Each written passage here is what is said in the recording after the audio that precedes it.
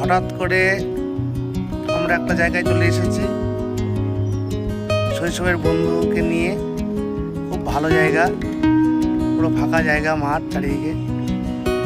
ছোট্টবেলাকার বন্ধু, তাকে নিয়ে আমরা আজকে বেরিয়ে পড়েছি একটা অজানা উদ্দেশ্যে। জায়গাটা খুব সুন্দর জায়গায়। হ্যাঁ, আমার খুব কাছের বন্ধু বাবুলি, হ্যাঁ, এই পাশে আছে। হ্যাঁ, আজকে আমরা হঠাৎ করেই একটা নতুন জায়গায় চলে এসেছি। বিকাল পেরিয়ে গোধূলি পেরিয়ে তারপরে এখন প্রায় সাঁঝবেলা আসন্ন। সেই রকম একটা সময়ে একটা অজানা জায়গায় আমরা আজকে এসে বসেছি।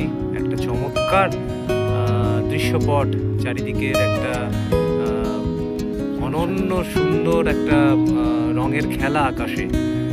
সেই আকাশটুকু নিয়ে আমরা আজকে খানিকক্ষণ